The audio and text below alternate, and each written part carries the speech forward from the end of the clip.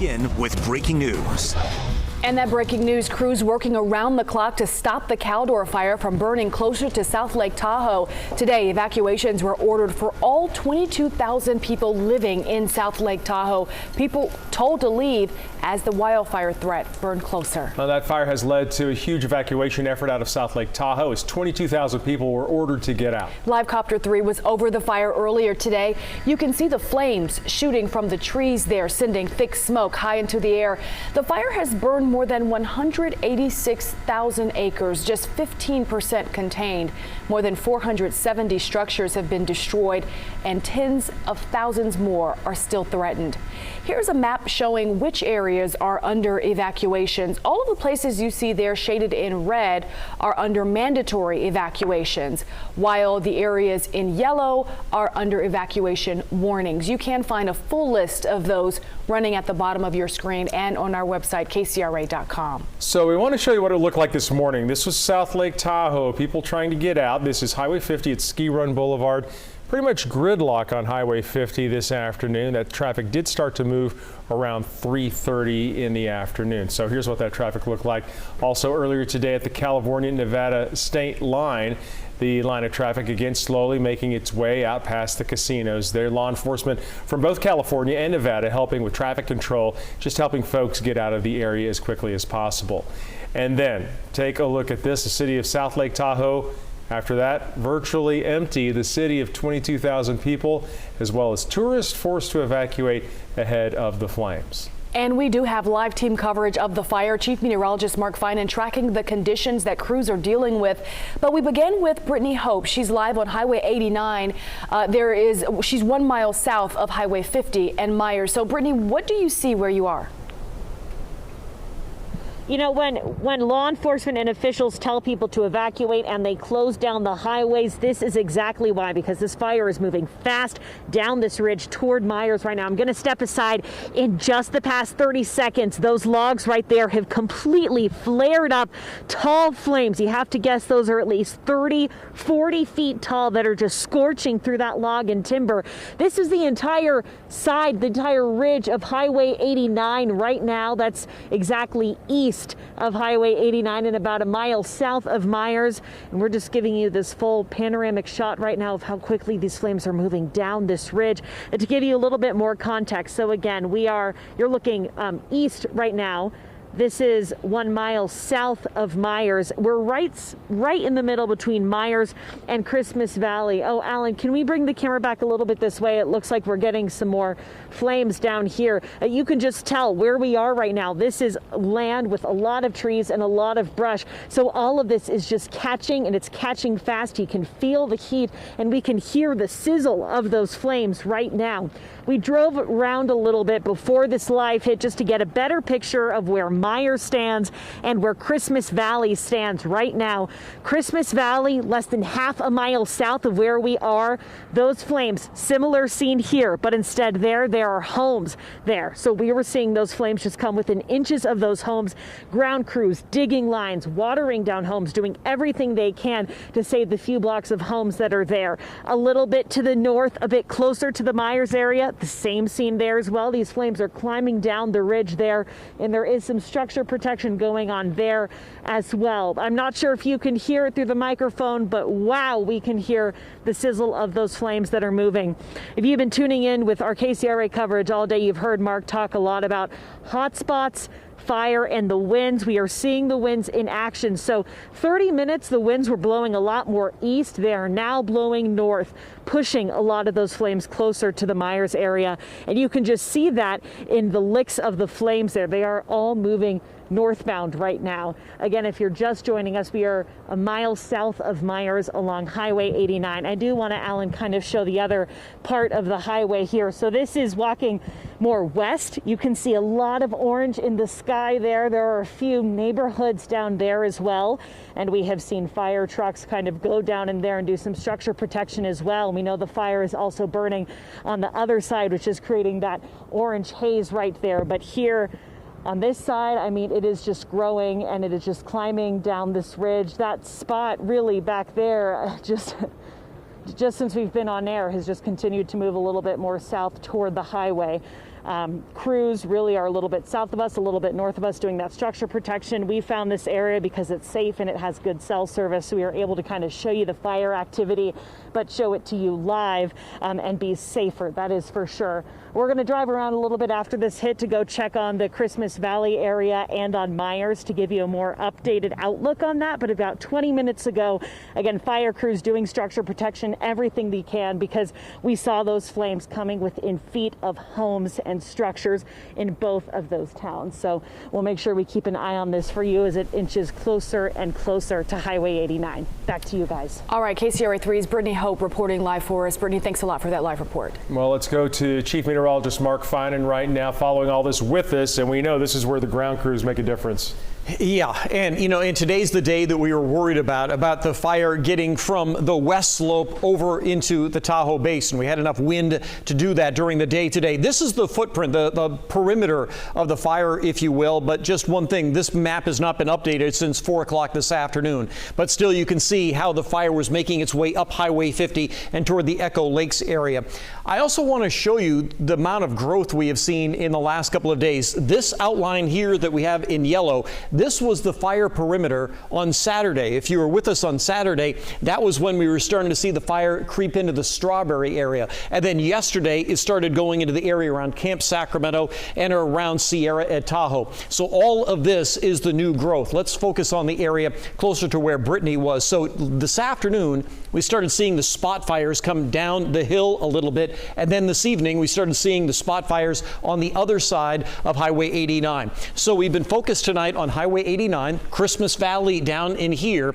And so it appears as though the fire is not only creeping down this hill, but is already spotted onto the other side of Highway 89. Well, we know that's happened. We've seen the fire on the hillside here. And again, it just hasn't been mapped yet. And then we're also seeing the flames make their way over this hill here.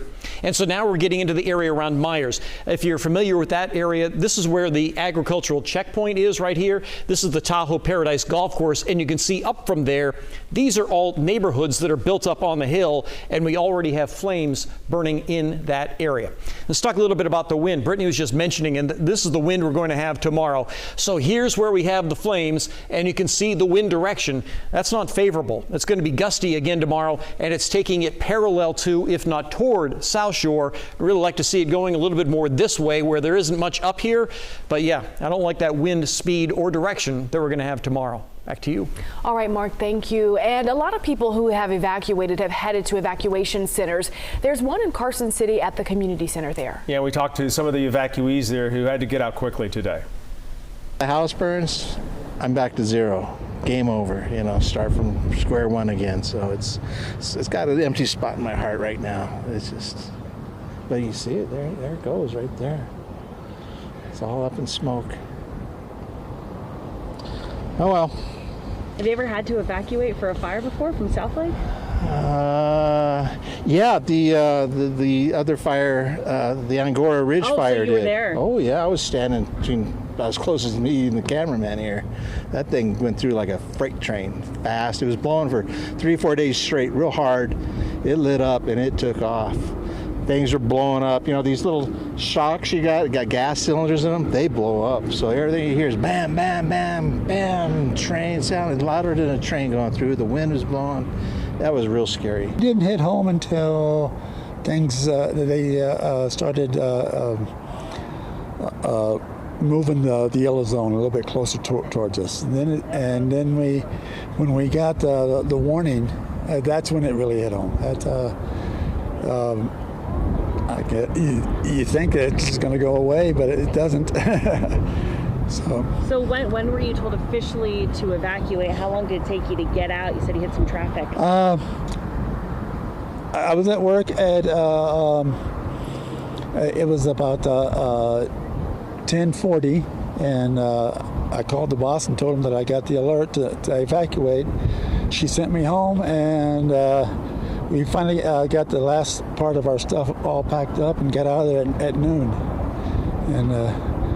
And then it took us, just to go about a mile and a half, it took us almost an hour. Today, Governor Newsom expanded the number of counties under states of emergency orders because of the Caldor fire. The new counties include Alpine, Amador, and Placer counties. A state of emergency was declared in El Dorado County earlier this month. The governor also signed an order concerning the upcoming California recall after questions from KCRA. The emergency order allows emergency workers, including firefighters and hospital workers, to use provisional ballots if they can't make it to their home precincts. Remember, we first told you about the concerns from one county registrar on Friday. They said our report triggered this movement. And for those in South Lake Tahoe wanting to vote in the recall election, elections officials say they are temporarily closing the ballot boxes. The county wants to make sure they can retrieve ballots. So you're being asked to mail your ballot or wait to vote in person closer to the election September 14th. Meanwhile, the governor of Nevada declared a state of emergency there today. He made the announcement in a tweet while thanking brave first responders, local government agencies, and nonprofits who continue to go above and beyond during these, what he calls, trying times. With all the devastation unfolding, many viewers have been asking just how they can help. Now, earlier today, we spoke with Kim Males of the American Red Cross. He told us that the number one thing you can do to give. The best thing people can do is give cash. Some people often think of in-kind donations of goods and services and what have you, and those are appreciated, but they're hard to process through the logistics system that we have. When we have cash, we can immediately turn that into aid. Well, there you have it. As of Sunday night, the Red Cross says it's operating 20 emergency shelters and campsites, nearly 500 people being sheltered, 325 disaster responders supporting current relief efforts as well. Red Cross and partners have provided some 36,000 plus meals, 2,400 relief items given out, and financial assistance has been provided to more than 1,700 people who are wildfire victims. We have also been getting a lot of calls about the status of Camp Sacramento. This morning, we heard from the camp manager. We are told Camp Sacramento is safe, and for the most part, it appears to have escaped fire damage. Over the weekend, we saw fire crews stationed around Camp Sacramento ready to defend that area. That work appears to have paid off. And earlier today, we had a chance to speak with an assistant professor at the University of Nevada, Reno, researching wildfire weather and smoke plumes. This is what Professor Neil LaRose showed us. It's a dimensional rendering of a combination of hot spots detected from infrared aircraft observations. This is data from the Caldor fire on Sunday evening. It shows a large plume coming off the head of the fire over Echo Summit. You see the structure of updrafts, which is kind of the upward trajectory where the ash is tending to fall out right across the highway there. The more intense colors on your screen is the core of the plume. That means there is more and more material and debris that's being lofted up into the plume, then dropped back down to the surface. That's the danger zone, according to the professor, because some of that material may still be burning, which then has the potential to ignite the spot fires. They're kind of the mechanism by which the fire throws embers out in front of itself. Those updrafts and those winds coming out of the plume toss those embers far in advance and can cause rapid progression and sometimes very dangerous progression, and has a lot to do with why fires like this are able to elude all the control lines that are put in place, all the hard work that the firefighters have been doing.